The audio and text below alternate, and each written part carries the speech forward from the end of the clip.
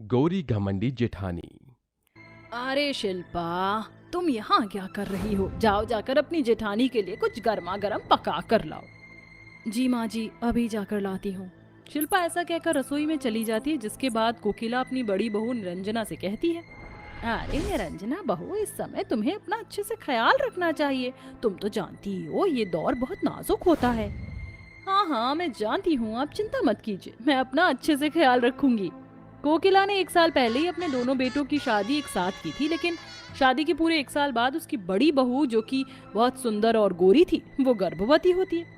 लेकिन छोटी बहू शिल्पा को प्रेगनेंसी में कुछ दिक्कतें आती हैं, जिसके चलते वह गर्भवती नहीं हो पाती। कुछ ही देर में शिल्पा गर्मा गर्म सूप बनाकर अपनी जेठानी के लिए ले आती है। ये लीजिए जेठानी जी, मैं आपके लिए सूप बनाकर लाई हूँ। निरंजना सूप तो ले लेती है, लेकिन सूप लेने के बाद वह अपनी सास से कहती है, माँ जी, मुझे आपसे कुछ कहना है। दरअसल मेरी माँ का फोन आया था और उन्होंने मुझसे कहा था कि बच्चे के समय मेरे सामने मेरे पति और सुंदर सुंदर बच्चों की फोटो अगर हो तो अच्छा होगा। जो दिखने में गोरे हों तभी बच्चा गोरा पैदा होगा। हाँ हाँ बहू, ये तो तुम्हारी माँ ने बिल्कुल सही कहा है। चिंता मत करो, कल ही मैं तुम्हारे कमरे में चारों तरफ गोरे बच्चों की फोटो लगवा दूंगी। हाँ हाँ, ये तो ठीक ही है, लेकिन अगर आप शिल्पा को भी मुझसे थोड़ा दूर रखो तो अच्छा होगा। कहीं शिल्पा के काले रंग का परछावा मेरे होने वाले बच्चे के ऊपर ना पड़ जाए। ये सुनकर शिल्पा को थोड़ा बुरा लगता है। कोकिला शिल्पा की तरफ देखकर कहती है, शिल्पा, कल से तुम निरंजना के आसपास मत जाना। ऐसा कहकर कोकिला वहां से चली जाती है, जिसके बाद बेचारी शिल्पा मायूस होकर कमरे से बाहर निकल जाती है। तभी उसे बाहर कोकिला मिल जाती है और उससे कहती है, अरे बहू, मुझे माफ करना, मैं ऐसा चाहती तो नहीं थी, लेकिन तुम तो जानती हो हमारे घर का ये पहला बच्चा होगा और मैं कुछ भी ऐसा नहीं चाहती जिससे बड़ी बहू को तकलीफ हो। कोई नहीं माँ जी, मुझे इसमें कोई आपत्ति नहीं, मेरा रंग काला है, इसमें मेरी ही गलती है। ऐसा कहकर शिल्पा घर के कामों में लग जाती। देखते ही देखते कुछ दिन बीत जाते। एक दिन शिल्पा रसोई में खाना बना रही होती है। खाना बनाते बनाते अचानक से उसको चक्कर आते हैं और वो रसोई में ही बेहोश हो जाती है। तभी वहाँ विशाल आ जाता है। अरे अरे, ये क्या? शिल्पा, शिल्पा उठो। शिल्पा, क्या हुआ तुम्हें? शिल्पा को इस हालत में देखकर विशाल बहुत ज्यादा घबरा जाता है। वो उसे अपनी गोदी में उठाकर फौरन हॉस्पिटल ले जाता है, जहां शिल्पा का टेस्ट होता है। टेस्ट होने के बाद डॉक्टर विशाल के पास आते हैं और उससे कहते हैं, अरे मुबारक हो, आपकी पत्नी माँ बनने वाली है। डॉक्टर की बात सुनते ही विशाल बहुत खुश हो जाता है और अपनी पत्नी शिल्पा के पास पहुंचकर उसे गले से लगाकर कहते हैं, मुबारक हो तुम्हें, तुम माँ बनने वाली हो और मैं पिता बनने वाला हूँ। आखिरकार तुमने मुझे ये दिन दिखाई दिया। विशाल तो बहुत खुश होता है, लेकिन जब वह अपनी पत्नी को वापस घर लाकर घर के सभी सदस्य को इसके बारे में बताता है तो सभी लोग इस बात को नजरअंदाज कर देते हैं। अरे तो क्या हुआ, सिर्फ और सिर्फ गर्भवती ही तो हुई है, कौन सा तीर मारा है? अब मुझे ही देख लो, मेरा दूसरा महीना चल रहा है। वैसे भी इसका तो हमेशा का ही है, देख लेना, आज तो गर्भवती हो गई, लेकिन कुछ दिन में ही इसकी तबीयत खराब हो जाएगी और सब कुछ खत्म हो जाएगा। ऐसा कहकर कोकिला वहां से चली जाती है। देखते ही देखते कुछ महीने बीतने लगते हैं। बेचारी शिल्पा का पेट कुछ ही दिनों में निरंजना के पेट से भी ज्यादा बड़ा दिखने लगता है, जिसके चलते निरंजना को अजीब सा लगता है और वह अपनी सास से कहती है, जरा मेरी देवरानी का पेट तो देखो माँ जी, ऐसा लग रहा है जैसे पेट के अंदर ईंट पत्थर भर लिए। अरे दिखा लो डॉक्टर को, ये हकीकत में गर्भवती है भी या नहीं। ये सब विशाल सुन लेता है। जब से शिल्पा के गर्भवती होने का पता चला है, मैं एक बार भी उस डॉक्टर के पास चेकअप करवाने नहीं लेकर गया हूँ। चलो शिल्पा, आज मैं तुम्हें डॉक्टर के पास चेकअप के लिए लेकर जाऊंगा। विशाल अपनी पत्नी शिल्पा से बहुत प्यार करता था। उसे शिल्पा के रंग रूप से कोई मतलब नहीं था, क्योंकि उसे शिल्पा का व्यवहार बहुत भाता था। वह शिल्पा को डॉक्टर के पास लेकर जाता है, जहाँ के पेट का एक्सरा होता है, जिसे देखकर डॉक्टर विशाल से कहता है, अरे तुम्हारी पत्नी को तो जुड़वा बच्चे होने वाले हैं, आज से तुम्हें उसका थोड़ा अच्छे से ख्याल रखना होगा। ये सुनकर विशाल बहुत खुश होता है और अपनी पत्नी शिल्पा को ध्यान पूर्वक वापस घर ले आता है। वह घर के सभी सदस्यों को इसके बारे में बताता है। माँ, जानती हो आप, शिल्पा को जुड़वा बच्चे होने वाले हैं।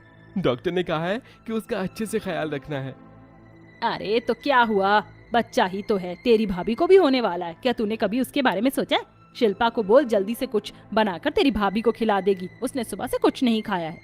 कोकिला ऐसा कहकर चली जाती है, जिसके बाद विशाल खुद ही रसोई में जाता है और अपनी पत्नी के साथ अपनी भाभी के लिए भी खाना बनाता है।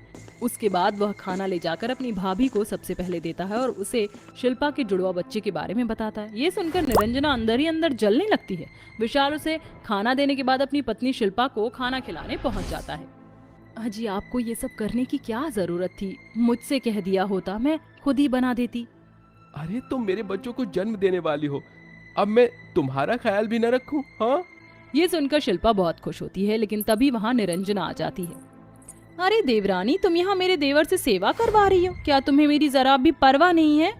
कहिए दीदी, आपको क्या चाहिए? मैं अभी दे देती हूँ। अरे बस बस, अब जब मैं उठी हूँ तो मैं ही ले लूंगी। तुम्हें जब फुर्सत मिले तब मेरे पास आ जाना, मुझे तुमसे कुछ काम करवाने हैं।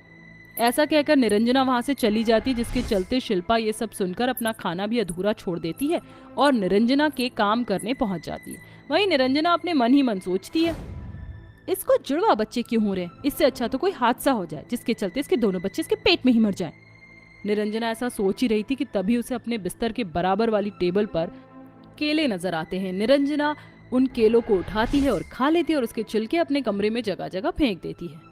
बेचारी मेरे कमरे में मेरी मदद करने आई थी, लेकिन अब मेरे कपड़े अलमारी में लगाते लगाते इसका पैर इस केले के छिलके पर पड़ेगा और ये फिसल कर गिर जाएगी, जिसके चलते इसके दोनों बच्चों से छुटकारा मिल जाएगा। निरंजना ऐसा कहकर खुश हो रही थी, तभी शिल्पा पिलो के कवर लेकर उसके पास आ ही रही थी, लेकिन अचानक से उसका पैर फिसल जाता है और वह निरंजना के ऊपर ही उसके पेट पर गिर जाती है, जिससे दोनों को लीवर, पेट और पेट में दर्द शुरू हो जाता है। जिसके बाद घर के सभी सदस्य उन दोनों को हॉस्पिटल लेकर पहुंचते हैं, जहां निरंजना का बच्चा मर जाता है, लेकिन उसकी काली देवरानी के जुड़वा बच्चे सही सलामत होते हैं, जो कि बहुत सुंदर और गोरे होते हैं। बेचारी निरंजना अपनी गलती का पछतावा करते हुए रो रही होती है। ये सब मेरी ही गलती है, मैंने अपनी घमंड के चलते अपनी देवरानी का बुरा सोचा, लेकिन उल्टा मेरा ही बुरा हो गया। ये सब कोकिला सुन लेती है। ये क्या कह रही हो बहू? कौन सी गलती का पछतावा कर रही हो तुम? निरंजना अपनी गलती अपनी सास को बताती है, जिसके चलते कोकिला को भी बहुत गुस्सा आता है, लेकिन कहीं ना कहीं उसकी भी गलती थी।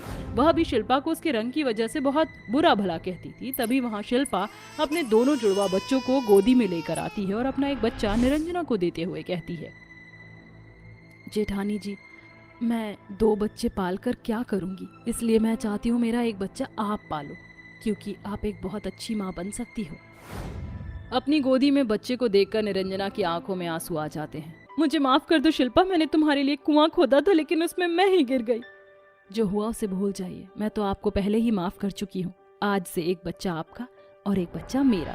उस दिन के बाद से शिल्पा की घमंडी जेठानी का घमंड हमेशा के लिए चूर हो जाता है और वह अपनी देवरानी के साथ खुशी खुशी रहने लगती है।